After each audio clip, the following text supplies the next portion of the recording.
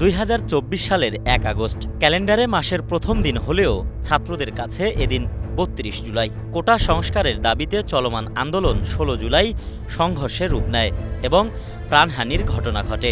এরপর 21 জুলাই আদালতের রায় এলেও ক্ষোভ থামেনি। আন্দোলনকারীদের ঘোষণা দাবি পূরণ না হলে জুলাই চলতেই থাকবে।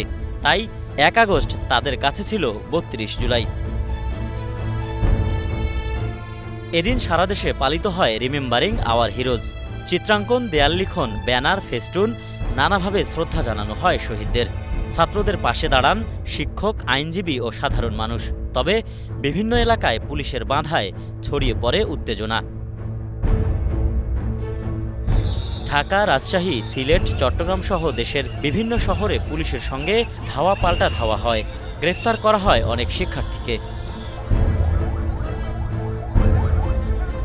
ডিবি হেফাজতে থাকা বৈষম্যবিরোধী ছাত্র আন্দোলনের 6 শীর্ষ নেতা মুক্তি পান এদিন। ডিবি কার্যালয় থেকে গাড়িতে করে পৌঁছে দেওয়া হয় বাসায়। এদিন বিকেলে আসে ঘোষণা, সন্ত্রাস বিরোধী আইনে জামায়াতে ইসলামী ও ছাত্র শিবিরকে নিষিদ্ধ করে পতিত আওয়ামী লীগ সরকার। এই সিদ্ধান্তের পর নতুন করে উত্তপ্ত হয়ে ওঠে রাজনীতির মাঠ। এদিন জাতিসংঘ জানায়, কোটা আন্দোলনে সহিংসতা ও হতাহতের ঘটনা তদন্তে বাংলাদেশকে সহায়তা দিতে প্রস্তুত তারা। নিউ ইয়র্কে জাতিসংঘ সদর দপ্তরের সামনে বিক্ষোভ করেন প্রবাসী বাংলাদেশিরা। দাবি জানান শিক্ষার্থী হত্যার বিচারের। A K M Suman, Star news.